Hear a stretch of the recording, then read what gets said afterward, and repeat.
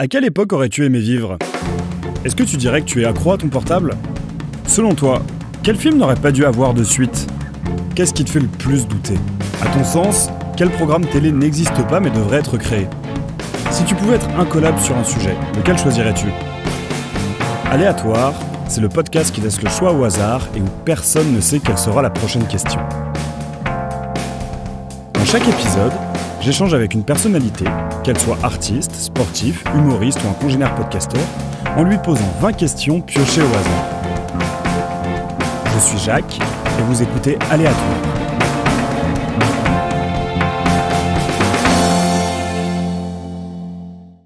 T'es prête ? T'es prête, parfait. Eh bien, bonsoir. Je commence encore l'épisode en disant bonsoir parce qu'encore une fois, j'enregistre cet épisode assez tard. Il fait nuit, il est quasiment 21h. Pour un épisode qui s'apparente un peu à l'origin story de ce podcast, vu que on est avec Eve Oudneau. Donc Eve qui n'est pas forcément connue du commun des mortels, du moins pas encore, que je connais avant tout parce que c'est une amie de longue date, qui fait énormément de choses. T'as créé plein de boîtes, t'as créé plein de trucs, t'as lancé plein de trucs, t'as créé la boîte. Aujourd'hui, tu as créé l'Artefact, on va en parler dans un instant. Et oui, effectivement, c'est toi qui es à l'origine du concept de la boîte. Donc, vas-y, je te laisse te présenter. Surtout, je te laisse nous raconter un peu l'origine de cette boîte. En fait, moi, j'aime bien lancer des projets un peu random. Le premier était sur l'art érotique, le deuxième était sur l'art contemporain et le troisième était sur, on va dire, l'art de la séduction. Donc la boîte, c'était un projet qui s'appelait La Boîte à Casting à la base, qui était à la base vraiment centré sur une chaîne YouTube où mon idée était de faire des interviews d'artistes ou de jeunes artistes. Et pour changer un peu des questions communes, je m'étais dit, à la fin, je vais créer une boîte, un objet boîte, dans lequel je vais mettre des questions qu'on va piocher. Comme ça mettra un petit côté aléatoire sur les réponses. Le projet n'a pas fonctionné, mais j'ai trouvé qu'en fait, la bonne idée de tout ce projet, c'était ce concept de boîte, qu'après, j'avais envisagé de détourner pour en faire un outil, on va dire, de séduction ou de connaissance. Je ne savais pas trop sous quelle forme, un jeu de société, un petit party game entre amis. Et du coup, j'ai créé quand même des prototypes avec plusieurs centaines de questions. Et est restée cette boîte que j'ai transmise à Jacques il y a quelques années pour qu'il le teste dans différentes situations. Et voilà, la boîte est restée du projet. Oui, parce que ce qui est assez drôle, alors les auditeurs le savent pas vu qu'on joue avec une seule... Il y a une seule catégorie des questions qui est exploitée dans ce podcast, mais il existe 3 catégories de questions. Exactement. Tu peux nous les dire ? Donc, il y avait les questions un peu généralistes. J'imagine que c'est avec ça qu'on joue. Évidemment. Pour apprendre à connaître un petit peu les personnes. Il y avait une question un peu plus, on va dire, passé sentimental. Ça, c'est quand j'ai décidé de l'axer un peu plus séduction. Et après, en allant plus loin, je m'étais dit pourquoi pas rajouter une catégorie un peu plus sexo. Et après, j'envisageais d'en rajouter une partie, on va dire, un peu plus politique, une partie littérature, voilà, toute une série de questions qui permettraient de modifier un peu le contenu de la boîte selon les personnes avec qui on joue, etc. C'est ça. Et du coup, tu m'avais effectivement, parce que le prototype de la boîte, ça fait un moment que je l'ai, tu me l'avais confié à la base pour que je le teste pour l'aspect rencontre, disons-le. Rencontre, on va le dire. Ça n'a pas été un succès, ça n'a pas été un énorme succès, on peut pas se le cacher. Mais du coup, voilà, j'ai trouvé une nouvelle façon d'exploiter cette boîte qui quand même mérite d'être exploitée et d'être connue. Et je propose qu'on commence les questions. On va mélanger un peu.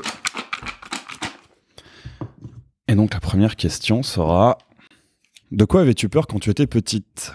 Alors, j'avais une peur hyper étrange, qui était de rentrer chez moi un jour et que plus personne ne me reconnaisse. Alors, je ne sais pas du tout d'où ça vient. C'est probablement d'un film ou de quelque chose.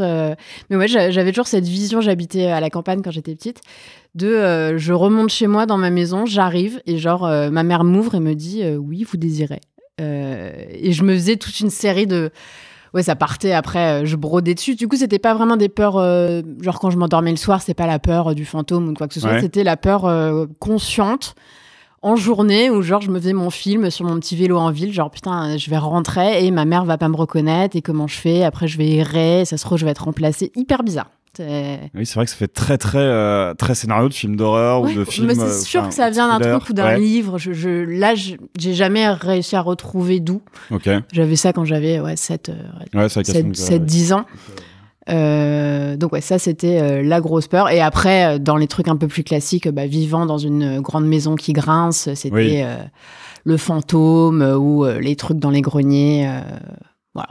Oui, ça c'est plus classique, un peu plus classique. Est-ce que tu as déjà prétendu être quelqu'un d'autre?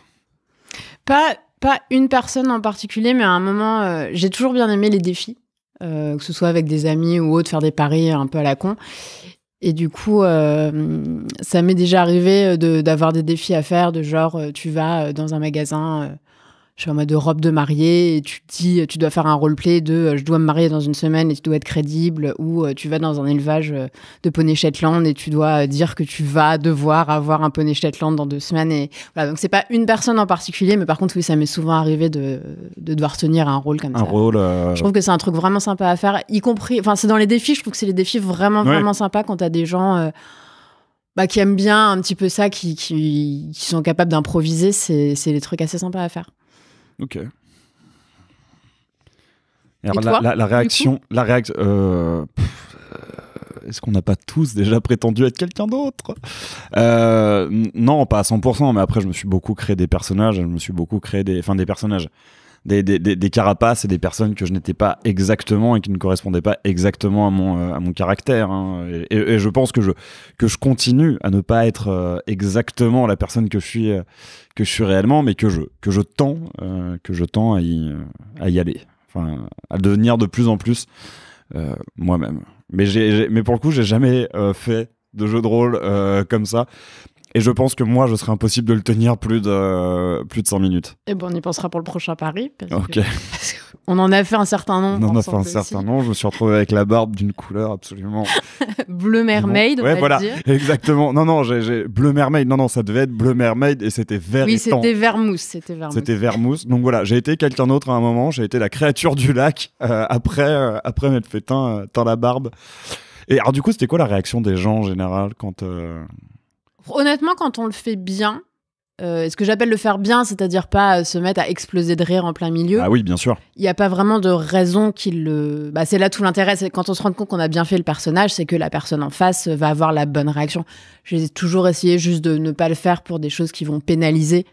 Oui. Bon, j'estime que là, une vendeuse qui est là toute la journée pour vendre des robes de mariée, si t'as une cliente en plus, mais que t'es pas en train d'emmerder les gens, oui. Ça va pas faire grand-chose. Par contre, jamais essayer de faire croire une fausse organisation ou lancer des choses qui pourraient pénaliser des gens, ça non. Mais par contre, il y a un côté très satisfaisant. C'est le côté acteur, en fait. Voilà, on a un mini-acteur pendant un quart d'heure.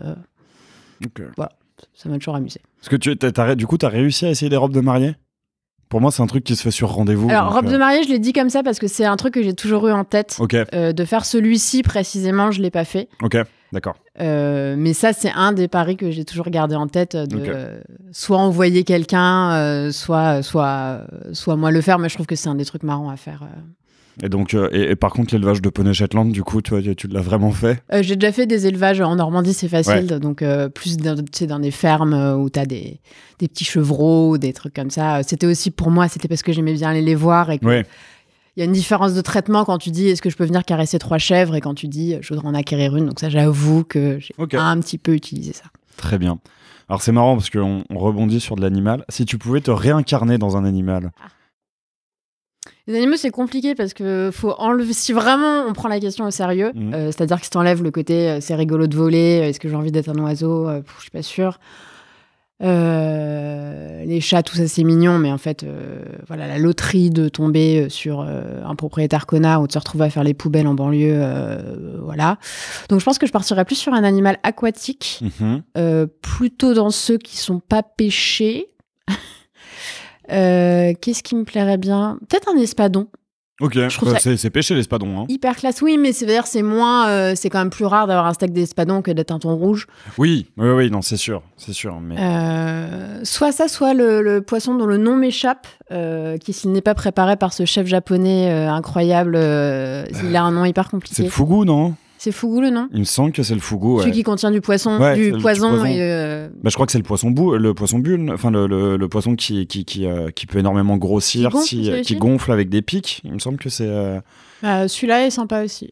Ok, très bien. Donc quelque chose de et pas forcément quitte à ne pas être pêché, à être aquatique, hein, une créature des abysses. Je les trouve pas très beaux. En fait. Ah non, oui, non, effectivement. Non, on va enlever le côté esthétique. C'est surtout, est-ce que j'aimerais, quitte à nager, parce que c'est quand même le truc vraiment sympa. Bah c'est ça. Être en permanence dans l'eau, vraiment très très très sombre. Je suis pas sûre. Non, je préférerais quand même pouvoir me balader un petit peu, avoir une espérance de vie, on va dire, un petit peu sympa, pour pas juste remonter les rivières et aller mourir au bout de 2 ans dès que je me suis reproduit. Donc pas un saumon. Ni une truite arc-en-ciel. Un poisson sympa. Ok. Ouais, bah, c'est vrai que l'espadon, c'est joli. Ça a de la gueule. Alors, quand est-ce que tu as pleuré pour la dernière fois? Alors, très marrant, j'ai pleuré pour la dernière fois hier. Ok. Pour une raison tout à fait légitime, je trouve, parce que je viens de finir Final Fantasy XV. Ok. Et la cinématique de fin, j'avoue, j'ai pleuré. Ok, c'est le remake, c'est ça, non? C'est celui qui est sorti là sur PS5. Je viens d'avoir la PS5 et du coup, je m'étais dit, tu n'achètes pas Final Fantasy, n'achètes pas Final Fantasy. J'ai sombré. Tu as acheté Final Fantasy. Voilà, 10 jours plus tard et 60 heures de jeu. Ah oui. Non, il est sublime. Ah, tu l'as. Bah, je suis une grosse fan de Final Fantasy et vraiment de retrouver, ça faisait peut-être 7 ans que j'avais pas joué à Final Fantasy. Okay. Et vraiment, alors c'est pas le meilleur, mais juste la puissance de la console fait que quand même c'est un vrai plaisir à jouer. Et ils sont quand même sacrément bons sur les scénarios, donc j'avoue que les cinématiques sont sublimes et j'ai pleuré. Okay. J'avoue. Parce qu'il y avait eu... Oui, c'était Final Fantasy VII. Ils avaient sorti un remake il y a un an ou deux. Alors, j'ai pas suivi tous les remakes parce que Final Fantasy, c'est un peu compliqué. Ils les sortent en c'est ça, les 10-2, les 12-3. Mais celui-ci, c'était vraiment celui qui était attendu sur la PS15. Ok. La PS5. La PS15. On n'y est pas encore. J'ai joué à Final Fantasy V sur la PS15. Tu vois.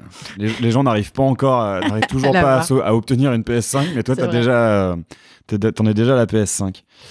Est-ce que tu demandes facilement de l'aide? Alors, pas du tout. Je trouve ça très difficile de demander de l'aide. Surtout, on va dire, la question, puisque c'est moi qui l'ai écrite, du coup, je peux me permettre des précisions. Je l'ai pas. C'est évidemment pas de l'aide, genre, est-ce que tu peux m'aider à porter un truc? Oui. C'est vraiment, on va dire, de l'aide sincère, de l'aveu de faiblesse, de là, je n'y arrive pas, est-ce que tu peux m'aider? Je trouve ça très compliqué. Oui. Je trouve ça compliqué parce que déjà, c'est dur, forcément, de reconnaître qu'on se suffit pas à soi-même face à une situation.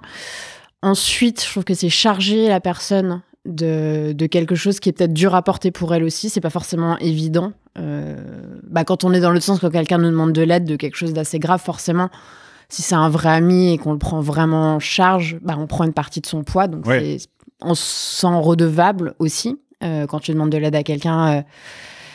Donc non, j'ai pas d'exemple précis là de moment où j'aurais vraiment demandé de l'aide. Si, les dernières fois j'ai vraiment demandé de l'aide, c'était des histoires de deuil, de deuil de famille, où des amis très proches m'ont aidé, on va dire, à se passer ce moment-là, où là c'était peut-être un peu plus facile de leur dire, et là ça va pas, est-ce qu'on peut se voir, mais voilà, mais sinon d'une manière générale pas trop. Ok. Alors, est-ce que tu penses être trop gentil ou pas assez? Les deux, mon capitaine. Les deux, mon capitaine. Ouais. Un mix de trop gentil, genre à vraiment vouloir, dès que je peux aider, vraiment le faire, être aux petits soins, essayer de penser aux gens tout le temps, et un mix de parfois, par contre, le dragon. Oui. C'est-à-dire, en fait, je trouve que les deux vont bien ensemble, c'est les deux faces de la pièce. C'est quand on est très gentil, on a beau dire qu'on fait les choses sans attendre en retour, c'est pas qu'on attend de la personne qu'elle soit gentille, mais c'est qu'on attend un degré d'amitié. Oui.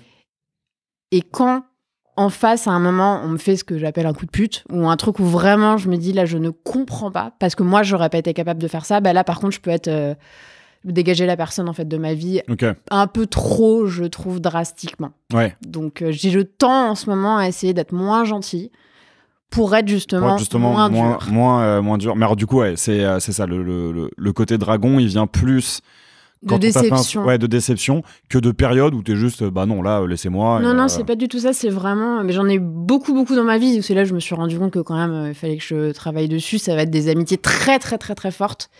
Et d'un coup, grosse déception, et du coup, trop d'attentes, donc du coup, plus voir du tout la personne, plutôt que de le prendre moins à cœur, parce qu'il y aurait eu moins de proximité. Donc, Ok. Quelle a été ta pire expérience capillaire ? J'ai essayé plein de trucs. Quand j'étais ado, j'ai fait toutes les couleurs possibles. Le blond platine n'était pas une réussite, j'avoue. Mais j'avais les cheveux longs, j'ai commencé à les couper au carré il y a quelques années. Et à un moment, ma coiffeuse, je sais pas pourquoi. Souvent, les coiffeurs, c'est ça. Tu leur demandes la même coupe et au bout d'un moment, ils sont frustrés. Ouais. Et du coup, ils commencent à se dire, on va faire la même coupe, mais pas exactement la même coupe, mais sans te prévenir. Et quand tu as confiance en ton coiffeur, tu le laisses un peu faire. Et honnêtement, il y a un Noël où je me suis retrouvée avec une coupe Mireille Mathieu. Mais vraiment, le truc, ça va pas du tout. C'est pas une coupe au carré, c'est une coupe au bol. Horrible. Et ouais, non, ça, je l'ai assez mal vécu. Mais sinon, non, j'ai pas eu... À un moment, j'avais envisagé de me faire de l'undercut. Et tu sais, quand c'est rasé en dessous et oui. fait... Et ça, je suis contente de l'avoir pas fait parce que je pense que j'aurais assez mal vécu la repousse. En fait, le problème des cheveux, c'est ça. Il y a plein de trucs qu'on a envie de faire, mais ce serait assez cool si ça pouvait changer du jour au lendemain. Oui. Donc du coup, comme toi, tu dois connaître le truc, comme tu as les cheveux longs, on prend un peu plus le temps de la réflexion. On va dire ça met si longtemps à repousser. Donc voilà. Du coup, je savais pas comment ça s'appelait, mais alors, du coup, je crois que le nom, ça doit être side cut. Ah oui, les côtés rasés. Que j'ai envisagé à un moment, notamment parce que Terence, qui est un très bon ami à moi, elle avait comme ça, et je n'ai jamais osé me lancer parce que je me suis dit, ok, mais si ça te plaît pas et qu'en plus de ça, tu dois passer par la phase repousse, t'as un peu le seum. Non, je vois très bien en quoi le fait d'avoir les cheveux longs fait envisager les expériences capillaires. Pas tant que ça, parce que moi, je t'ai proposé quand même à plusieurs reprises de te faire une magnifique crinière rose. Ouais. On m'a laissé entendre que ça arriverait très bientôt, et en fait, la déception. C'est toujours envisagé. Si j'arrive à vivre de ce podcast, je pourrais tout me permettre, et donc j'aurai les cheveux. Non, j'y pense encore. Écoute, maintenant que je suis... Maintenant que je ne vis plus chez mes parents et que je n'ai pas trop... J'ai beaucoup moins d'obligations, on va dire. Faut le réenvisager. On en reparlera. Quelles sont tes faiblesses ? Une trop grande exigence avec mon idéal de vie. Et ça, c'est une faiblesse dans le sens où j'ai travaillé une seule fois dans ma vie en société. Je suis freelance depuis toujours. Et du coup... j'ai énormément de mal à me contraindre. Ouais. Et ça, mais que ce soit dans quel que soit le domaine, en fait. Je ne peux pas rester dans une relation qui me satisfait pas. Je ne peux pas supporter d'avoir une amitié qui part en couille. Je préfère la stopper. Je ne peux pas supporter un boulot dans lequel ça se passe pas bien. Du coup, j'ai tendance à très vite zapper. Donc, j'ai eu 1 milliard de boulots. C'est pas forcément une faiblesse, c'est aussi une super force, mais c'est une faiblesse dans le sens où ça demande en permanence à être attentif à soi-même, parce que si l'équilibre est déséquilibré, du coup, je me sens vraiment pas bien. Et parfois, je me dis que c'est une faiblesse parce que, du coup, ça me demande beaucoup d'énergie pour maintenir ce niveau d'exigence et être satisfaite. Après, je suis complètement autonome là-dessus et j'ai toujours réussi, mais je me dis qu'à un moment, pour une raison X ou Y, si j'ai l'impression que je dois être coincée dans un boulot qui ne me plaît pas, je le vivrais extrêmement mal. Par rapport à, ça se trouve, ce boulot-là aurait très bien convenu à plein de gens, mais... Oui. Ok, ouais, mais c'est vrai que c'est intéressant, c'est que c'est à la fois une faiblesse et une force assez énorme qui te permet d'être toujours quasiment assuré de faire ce qui te plaît, de faire ce que... De toute façon, je trouve que les faiblesses, c'est très souvent un contre-coup de force. C'est rare d'avoir une faiblesse toute seule qui a pas une partie forte. C'est ça, carrément, ouais. Surtout sur le plan moral et sur le plan psychologique. Tu peux faire voter n'importe quelle loi. Laquelle choisirais-tu ? Je vais pas réfléchir 1000 ans là comme ça, forcément. Sûrement, il y aura des choses plus importantes, mais moi, la cause qui me tient le plus à cœur, c'est... Enfin, une des causes qui me tient le plus à cœur, c'est par rapport aux animaux. Oui. On va dire dans les lois qui me paraissent accessibles, pas un truc complètement invotable, ce serait quelque chose par rapport au bien-être animal, c'est-à-dire quelque chose de type un permis d'avoir des animaux ou vraiment quelque chose qui enregistre. En fait, j'ai vraiment du mal avec la cruauté animale. Okay. Que ce soit les abandons, que ce soit pour avoir vécu à la campagne, les gens qui vont aller jeter des portées de chatons dans les rivières. J'aimerais qu'il y ait un vrai suivi par rapport à ça et que ce soit pas considéré comme des objets comme ça l'est encore actuellement. Là, comme ça, c'est la réponse qui me vient. Il y aurait sûrement des choses un peu plus belles pour l'humanité, mais là, comme ça, c'est celle... Mais donc, ça concernera aussi les abattoirs, certainement dans un second temps, mais on va dire celle qui me paraît là, actuellement, vraiment facile à voter, ce serait un suivi, un vrai, réel suivi des animaux et un contrôle. Enfin, je trouve ça incroyable qu'en France, on soit un des pays qui abandonne le plus. Ah ouais ? Ah ouais, non, on est vraiment les mauvais élèves. Alors, c'est par rapport à l'Europe, on est vraiment... C'est dramatique, le nombre d'abandons. Et là, typiquement, en ce moment, j'ai des amis qui bossent dans des SPA, ils disent c'est catastrophique. Enfin, tous les gens qui ont acheté des animaux, pour sortir pendant les confinements... Ouais. Déjà, à chaque fois, avant les vacances, que ce soit Noël et vacances d'été, c'est catastrophique. Mais là, l'année après le confinement, ça a a été pire que tout. Je savais pas du tout qu'on était des mauvais élèves. Et très mauvais. Okay. Après, je sais que les Anglais ont un rapport aux animaux qui est quand même plus proche de leurs animaux que nous, mais je savais pas qu'on était aussi mauvais. C'est pas bien. Et toi, pour la loi ? Pour la loi, oh putain, il y en a. Parce qu'elle est dure celle-là. En fait, elle demande beaucoup de réflexion, je trouve. Il faut balayer. Tellement, c'est ça.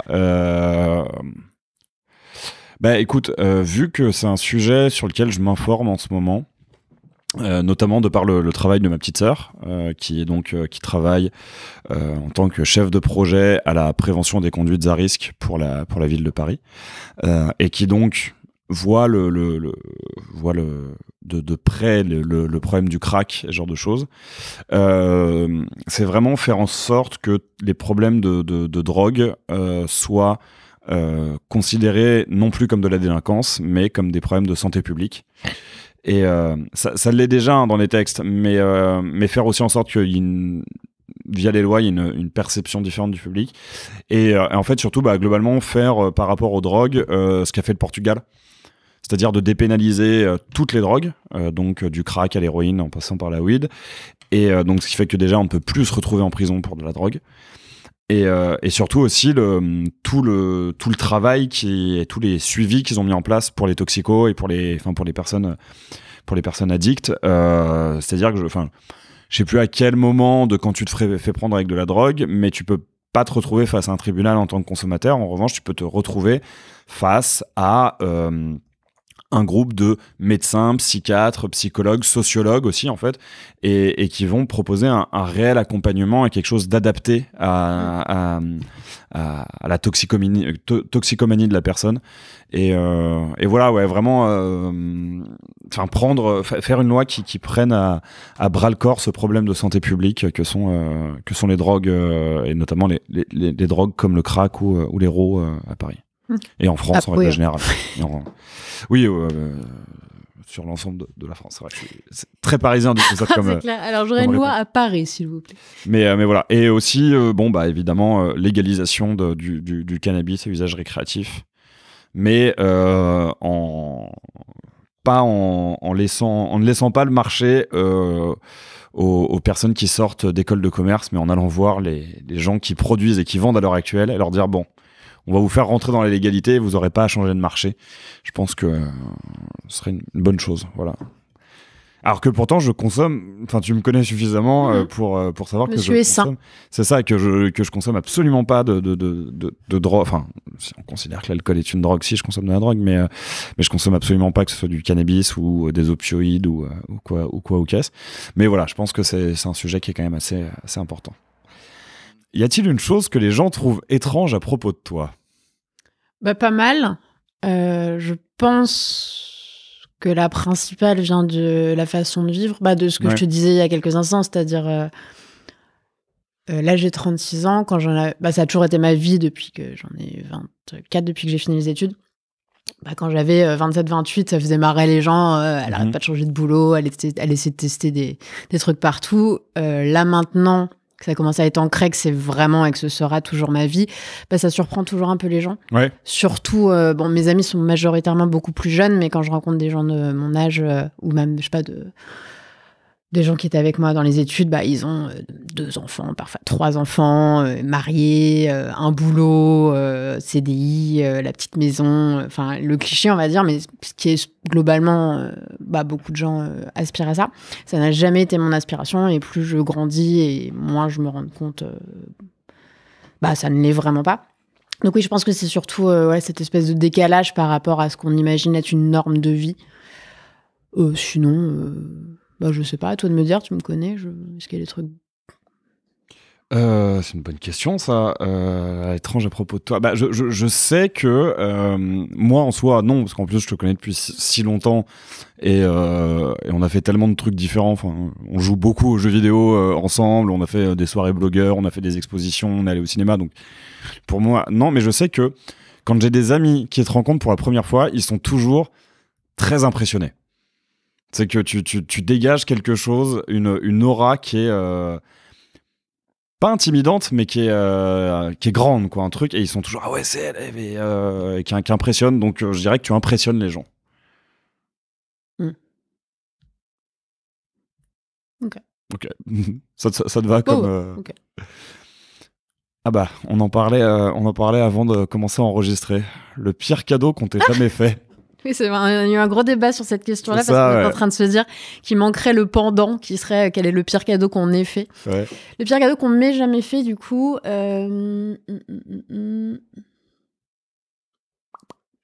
Je passe sur les cadeaux de grand-mère avec l'étui à roller, avec mon nom brodé dessus, les mitaines. Pardon j'ai eu un étui à roller. À un moment, je sais pas pourquoi, mais ma grand-mère s'est passionnée pour les trucs avec, tu sais, ton nom dessus. Ouais.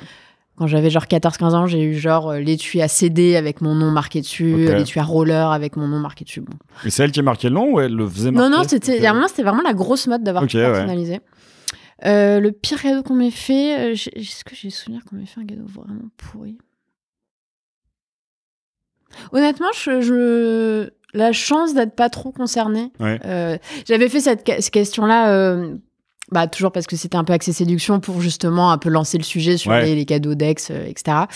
Moi, j'ai eu plutôt de la chance là-dedans. J'ai jamais eu un cadeau tout pourri. Oui. Alors du coup, le pendant qu'on envisageait avant de commencer à enregistrer, est-ce qu'il y a un cadeau que tu as déjà regretté avoir fait? Alors, il y a un truc que j'ai regretté. Alors, c'est un cadeau, on va dire, symbolique, parce que c'est pas un objet. Alors, j'ai regretté des cadeaux parce que, j'avais dépensé une fortune pour un mec qui s'est révélé être un énorme connard, mais c'est pas vraiment le même type de regret. Mais par contre, une fois, j'ai fait un truc que je trouve quand même un peu honteux avec le recul. J'avais quoi, 24 ans. Je sortais avec un guitariste et alors j'adorais avoir des élans romantiques. J'ai toujours eu un peu ça, mais à l'époque, vraiment, je me réfrénais pas. Et j'avais trouvé hyper badass de descendre en bas de chez lui à 5h du mat le jour de son anniversaire et d'aller taguer. Je m'étais fait chier. J'avais fait des pochoirs en forme de guitare, de la forme de sa guitare, plus joyeux anniversaire avec son prénom, que j'avais été taguée avec un truc rose, une bombe rose fluo en bas de chez lui pour qu'il le voit. Premier truc quand il se lève. Et honnêtement, avec le recul, je me dis, non. Non, franchement, c'est creepy, c'est weird, c'est... En plus, non. Détérioration de l'espace public. Oui, bon, ça, j'ai fait gaffe que ce soit un truc lavable, mais non. On est passé les 12 ans, tu vois, t'es vite. Oui, ok. Ouais, ça doit être impressionnant en plus. Tu te lèves le matin, tu vois ça, ça fait plaisir, mais... Ouais, en fait, je me suis mis à sa place après, je me suis dit, mais honnêtement, on m'aurait fait ça. En plus, c'était un bouffon. Hein. On est resté à peine ensemble. Je ne sais pas ce qui m'a pris. J'avais une illumination de c'est une trop bonne idée, mais pas du tout. Voilà, ça, c'était vraiment mon bon cadeau pourri. Ok. Et toi, t'as fait un cadeau nul? Est-ce qu'il y a des cadeaux que je regrette? Ouais, j'en ai un. T'as offert des chansons, toi, tu les regrettes? Non, les chansons jamais. Les chansons jamais, parce qu'en plus de ça, elles font souvent partie de mon répertoire après. Et que en plus de ça, je pense que la chanson, il y a... Même si je l'ai fait pour les personnes et que je les offre en leur chantant, c'est surtout un truc que je fais pour moi. Ça reste un truc pour moi. Mais ouais, si, je me souviens d'un truc que je regrette avoir fait. C'était, évidemment, c'est avec une ex. Ça va faire 6 ans, 7 ans en février, parce que alors on n'habitait pas dans la même ville. C'était une relation à distance. Donc j'habitais en région parisienne et elle habitait un peu plus loin, genre c'était à une heure et demie, 2 heures de Paris. Et j'avais senti qu'elle allait me quitter. Et on s'était appelé au téléphone quelques jours avant qu'elle revienne sur Paris. Et elle m'avait, effectivement, garanti qu'elle allait me quitter. Garanti. Enfin, ouais. Je te le promets. C'est ça. Sous-signé Madame Machin atteste à Monsieur Jacques Bouillet qu'elle va le larguer. Et j'étais vraiment au bout du gouffre. Et ce que j'ai fait un peu en plus, alors, je regrette de l'avoir fait en partie pour le prix que ça m'a coûté, mais aussi parce que je trouve que c'est un peu un move assez toxique ce que j'ai fait. Donc elle est revenue sur Paris et on devait se voir le 13 février, donc la veille de la Saint-Valentin. Et en soi, j'ai jamais été très fan de la Saint-Valentin. Pour le coup, dans toutes mes relations de couple, la Saint-Valentin, ça a jamais été un truc important. J'ai jamais attendu cette date pour faire des cadeaux, pour avoir des petites attentions. Et donc, en soi, moi, le fait de me faire larguer la veille de la Saint-Valentin, je m'en tapais. Vraiment, c'est pas ça qui me posait problème, quoi. C'était vraiment le fait de me faire larguer. Et donc, je sais qu'on va se retrouver et je rentre chez une fleuriste. C'était entre Charonne et Voltaire. Et je demande un bouquet. C'était vraiment, vraiment creepy. Je demande un bouquet de 12 roses parce que... et alors, attends, faut savoir pourquoi 12. C'est parce 12 ans ? Non. Pardon. C'est parce que on avait passé... En tout, on avait passé 24 mois ensemble, mais que je me voyais pas offrir un bouquet de 24 roses, et je m'étais dit, vas-y, une rose, ça fera 2 mois. Bon, déjà, voilà. Et la vendeuse me dit, oui, d'habitude, elles sont à 1,80 €, mais là, comme c'est le week-end de la Saint-Valentin, elles sont à, je sais pas, ça m'avait coûté 72 €, donc elle devait être à 6 €. C'est ça, 6 € la rose. Bon, elle devait pas être à 3. Du coup, elle devait... La meuf t'a expliqué en tant que bonne commerçante que normalement c'est 1,80 € et que là, elle les ferait à 6 €. Ouais, normalement, non. Normalement, c'était à 3 €, mais là, comme c'était le week-end de la Saint-Valentin, vous comprenez, c'est ça, c'est 6 €. Ah oui, c'est spécial. Et je dis, vous savez, moi, c'est pas pour un cadeau pour la Saint-Valentin, c'est pour éviter de me faire larguer. Elle me dit, d'accord. Ça fera 2 € la rose. Donc, je paye ce bouquet une fortune. 72 balles, je m'étais bien fait engueuler par ma mère le lendemain. Parce qu'elle m'a dit, mais putain, au lieu d'offrir des 72 € de fleurs à une fille qui est sur le point de te quitter, tu pourras offrir des fleurs à ta mère. Bon. Et évidemment, donc je lui offre, on discute, ça se passe pas bien. Enfin, ça se passe pas bien. Elle te quitte, quoi. Ouais, elle me quitte, voilà, quoi, c'est le mauvais moment. Et là où vraiment j'ai regretté de l'avoir fait, c'est qu'il se trouve qu'on prenait le métro à la même station, pas dans la même direction. Et donc, je descends sur le quai, et je la vois descendre sur le quai sans le bouquet. Et je t'en... Et en même temps, je comprends. Même si c'est une relation qui avec beaucoup de recul, a été quand même assez toxique pour moi, et que c'est une fille qui m'a quand même fait pas mal de mal, cette réaction, pour le coup, je la comprends. Salut maman, je vais quitter Jacques, et puis elle rentre 3 heures plus tard avec un bouquet de 12 roses, va expliquer ça, quoi. Mais voilà, mais ça a été... C'était une catastrophe, quoi. C'est pas un move. C'était donc ouais, et énorme regret de l'avoir fait, déjà parce que ça m'a coûté une fortune, et aussi parce que ça faisait un peu move toxique quand même. Je l'ai fait, et puis ça permet de... si tu pouvais avoir un don, lequel serait-il ? C'est pas exactement... Alors, téléportation, trop cool. Évidemment. J'avoue. Mais c'est pas forcément celui que je mettrais en premier. Moi, je suis assez fascinée par la communication et la non-communication, malgré la parole, on va dire. Je trouve que c'est incroyablement limitant. Je suis toujours très frustrée de ne pas pouvoir communiquer plus, on va dire, d'émotions que les mots. Donc, ce serait pas exactement lire dans les pensées, mais ce serait quelque chose qui permettrait d'envoyer des émotions. Ok.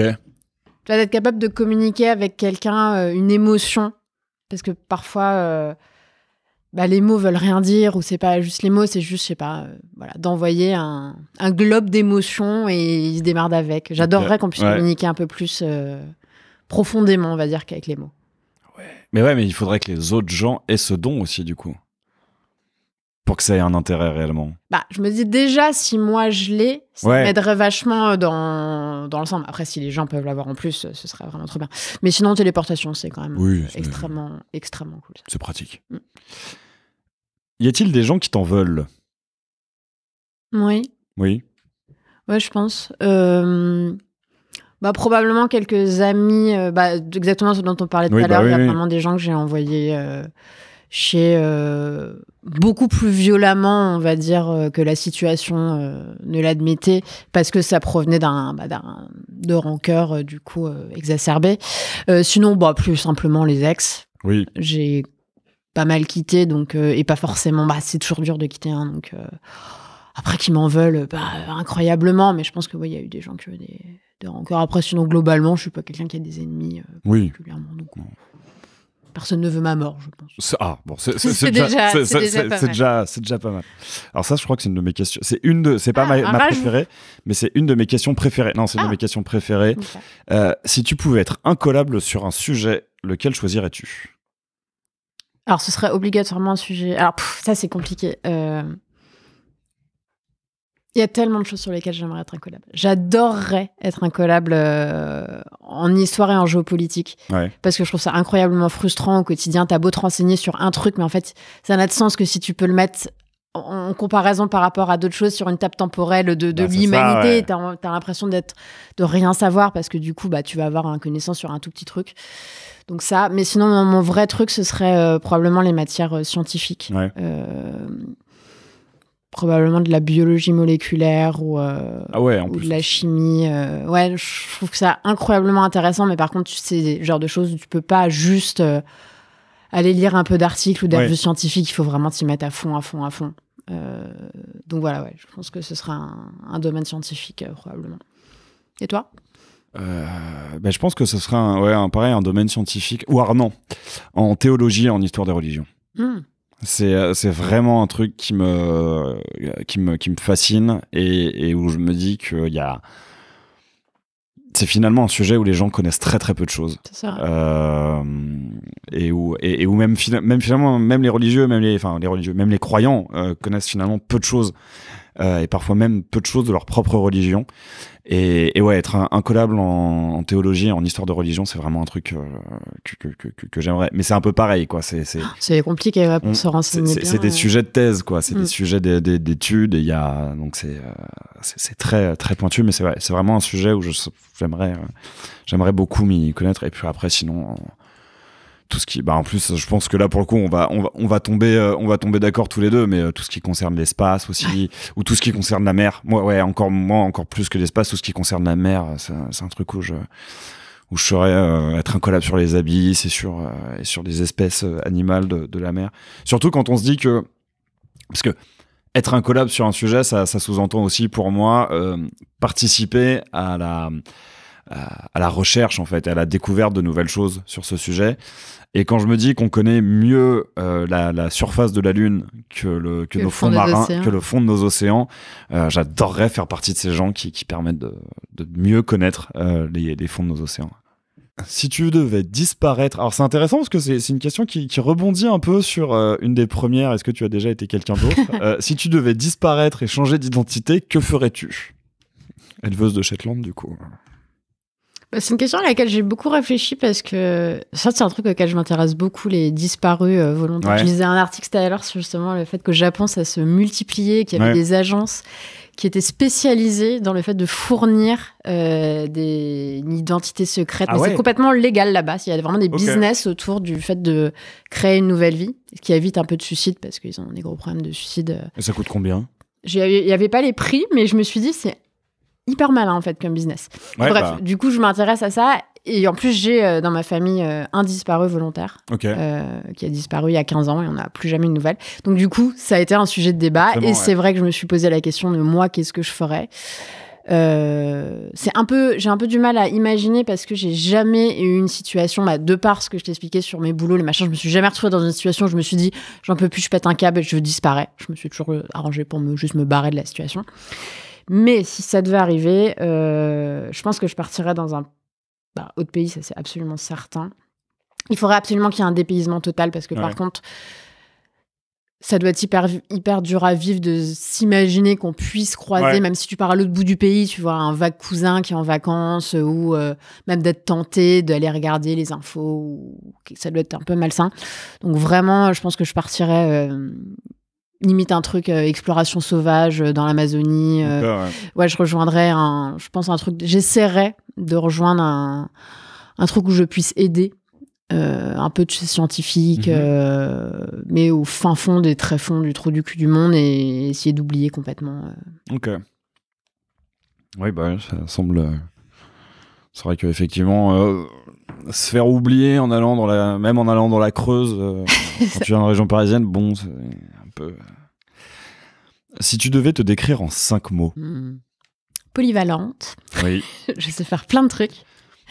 En plus, c'est bien, moi je peux acquiescer vu que... Enthousiaste, je pense. Fiable.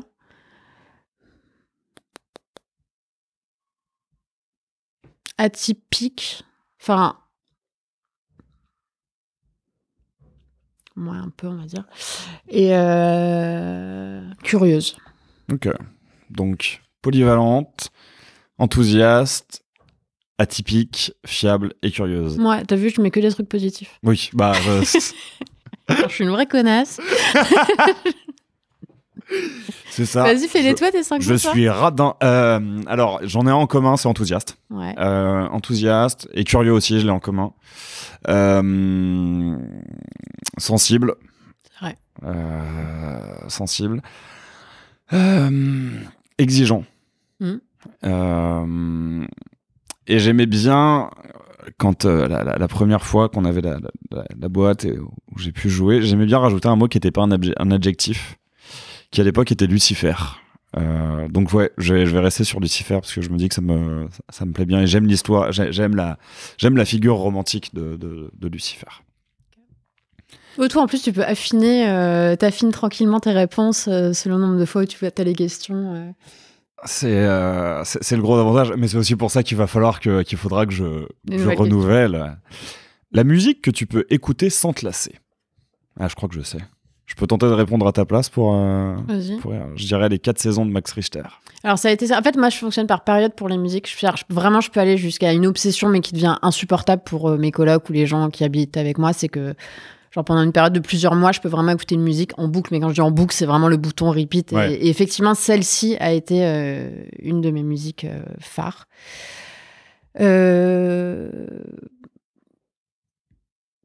Ouais, j'avoue que celle-ci, c'est peut-être celle qui me lasserait toujours le moins. Max Richter en général, hein. Ouais. De toute façon, j'ai vraiment une obsession avec lui. Mais sinon, là, en ce moment, j'en ai pas une particulière. Parce que Max Richter, du coup, c'est un pianiste, c'est ça ? C'est un pianiste instrumentiste, tu sais, c'est du piano contemporain, on va dire. Et il a fait cette révision des 4 saisons qui déjà est un morceau que j'aime énormément à la base, mais celui-ci est vraiment, je le trouve absolument sublime, me touche d'une façon que j'ai jamais expliquée, on va dire. Donc oui, on peut rester sur celui-ci. Ouais, sur Max Richter. Là, je suis bien tombé, je suis content. Ah, quelle est la chose la plus bizarre que tu aies mangée par politesse ? Alors ça, je l'ai. C'était au Japon. J'ai pas mal voyagé, j'essaie vraiment, vraiment d'être hyper, hyper respectueuse des pays dans lesquels je vais. Et le Japon, c'est au-delà du respect, c'est déjà, j'aime tellement leur façon d'être respectueux, justement. Enfin, vraiment, quand tu vas là-bas, c'est un plaisir absolu. Mais donc, du coup, il y a des règles un peu particulières. Et la nourriture, je savais...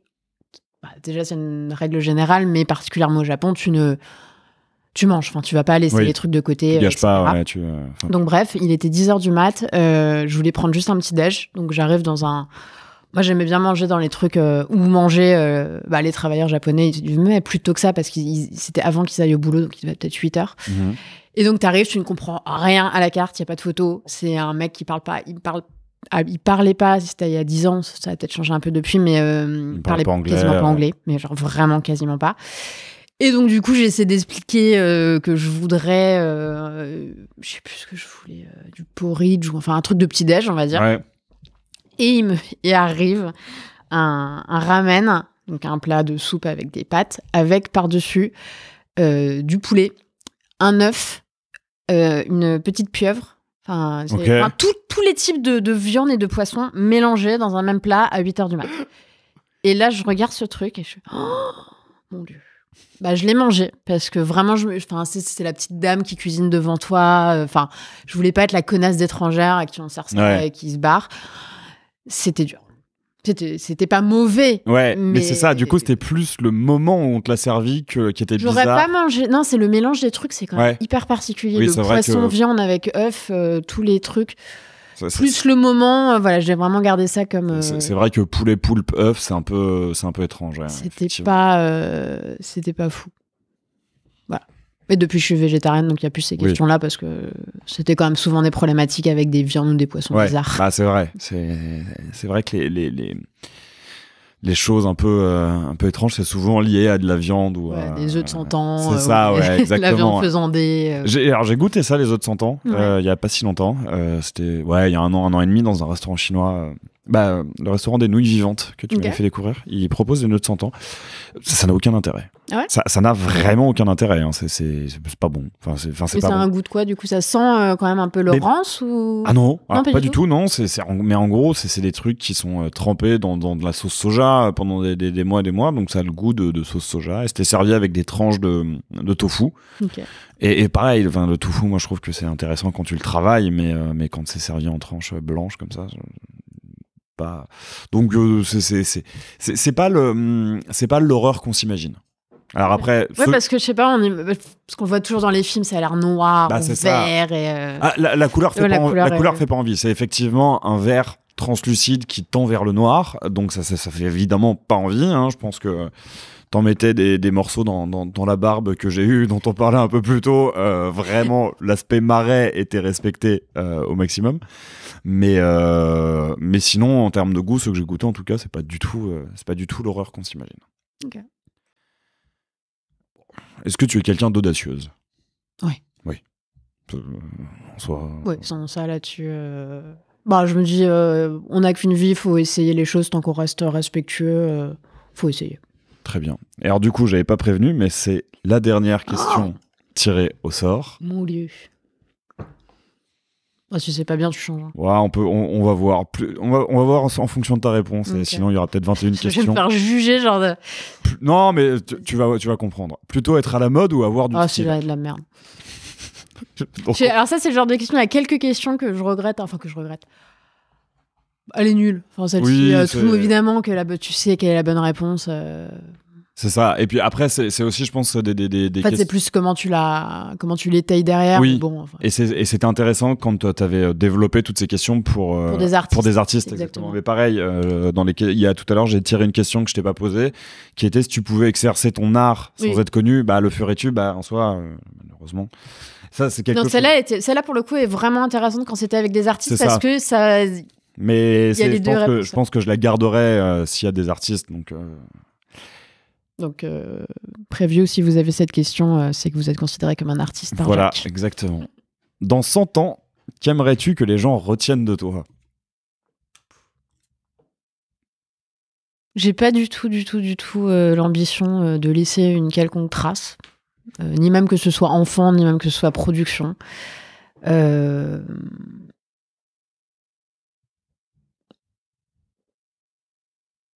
Moi, non. J'ai pas du tout une volonté de laisser quelque marquer, chose. Je m'estime pas... je joue du piano, mais je joue pas assez bien pour me dire « Oh mon Dieu, je vais composer un truc qui va changer la face du monde. » J'essaie d'œuvrer sur des causes, mais pas à un niveau où je me dis « Oh mon Dieu, il y aura quelque chose qui portera mon nom. » Donc, non, rien de particulier. Ça me va très bien comme ça. Très bien. Du coup, c'est la dernière question. Tu peux, si tu veux, tirer 3 questions et m'en poser une. Allez. Avant que je te pose la dernière question, qui pour le coup est toujours la même en fonction des épisodes.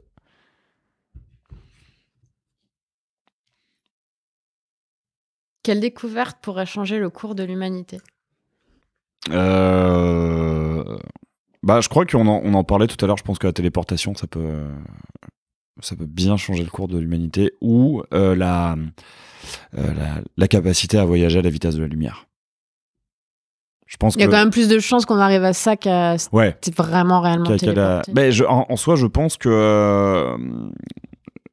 alors, je pense que s'il y a des physiciens qui écoutent cette partie... Alors déjà, bonsoir messieurs, je suis très heureux que vous écoutiez mon podcast. Mais en plus...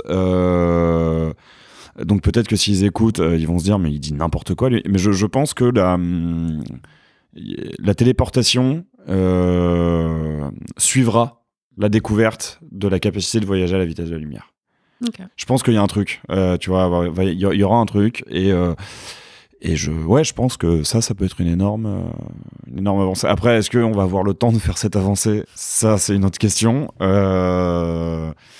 C'est loin d'être sûr, mais ouais, je pense que si on découvre ça, il y a moyen que ce soit assez game changer, enfin que ça change beaucoup de choses. Mais bon, apparemment, je pense que c'est mal barré quand même. Et alors du coup, la dernière question, mais qui est toujours la même, quelles seraient 2 personnes que tu aimerais entendre dans Aléatoire ? Une qu'on va dire accessible, que je peux avoir facilement, et une qu'on peut considérer comme inaccessible, où je tenterai ma chance après plusieurs épisodes et plusieurs milliers d'écoutes. Alors, accessible, Alexandre Astier. Tu penses qu'Alexandre Astier est accessible ? Oui, ça me paraît pas incroyablement inaccessible. Attends de voir l'inaccessible. Oui, okay, parce que je trouve que ce serait hyper intéressant en plus, je l'ai déjà quand même vu participer à des... Enfin, il a pas l'air d'avoir une grosse tête monstrueuse, il a l'air de souvent répondre à des interviews. Ça me paraît pas délirant, le concept pourrait lui plaire. Et je trouve que c'est quelqu'un qui, quel que soit le sujet, est passionnant. Enfin, vraiment, pour le coup, j'ai toujours plaisir à regarder ces interviews, quel que soit le sujet abordé. Qu'on aime ou qu'on n'aime pas ce qu'il fasse, mais humainement, voilà, j'aime bien ce mec. Et alors, inaccessible, Xavier. Xavier Dupont. Xavier Dupont de Ligonnès. Alors là, démerde-toi. Alors, tu peux faire toutes les émissions que tu veux, mon Jacques. Tu nous le trouves. C'est beau gosse. Oh là là là là là. Ah ouais, le Xavier Dupont de Ligonnès. Je l'avais pas vu venir. Ouais, voilà. Ah bah, j'ai hâte de le voir. J'ai hâte de le voir répondre. Si tu pouvais exercer ton art sans être connu, est-ce que tu le ferais ? Oh là là. Ouais, ça va être... Donc, Astier est accessible, tu vois. Ok, d'accord. Très bien, formidable. Ouais, effectivement, Astier est très accessible. Écoute, on va travailler pour Astier. On va voir pour Xavier Dupont de Ligonnès quand même. Hein. Ça va demander un peu plus de boulot. Merci beaucoup, en tout cas, d'avoir accepté de faire partie de mes premières invités, pour expliquer un peu quand même aux auditeurs l'origine de cette boîte. Je pense que ce sera l'épisode 2, parce que c'est bien quand l'origine arrive en deux. Comme Dark Vador qui dit à Luke « Je suis ton père » dans le 2e épisode et pas dans le premier. Voilà, c'est le twist. Merci à vous de nous avoir écoutés, d'être arrivés à la fin de ce podcast. Comme toujours, s'il vous a plu, n'hésitez pas à le partager, à en parler autour de vous, à le noter. Je dis déjà ce genre de choses dans le générique de fin que vous allez entendre dans quelques instants. Je vous souhaite donc une très bonne journée, une très bonne soirée, une très bonne semaine, quel que soit le moment où vous écoutez ce podcast, et je vous dis au prochain épisode. Bonsoir. J'enregistre ce petit message avant de vous laisser, parce que quand on a enregistré l'épisode, en fait, les réseaux sociaux du podcast n'existaient pas encore, mais vous pouvez retrouver Aléatoire sur Instagram et sur Twitter, avec le même identifiant sur les 2 plateformes, @aléatoire_s. Vous pouvez aussi les retrouver en description de cet épisode, ainsi que les réseaux sociaux de notre invité du jour. Et moi, je vous dis à la prochaine. Merci d'avoir écouté Aléatoire. J'espère que cet épisode vous aura au choix ému, fait rire, appris des choses, ou les 3 en même temps. Si vous voulez soutenir le podcast, vous pouvez en parler autour de vous, le partager sur vos réseaux, ou encore lui donner 5 étoiles sur la plateforme d'écoute de votre choix. À très vite pour une nouvelle rencontre, et laissez-vous surprendre.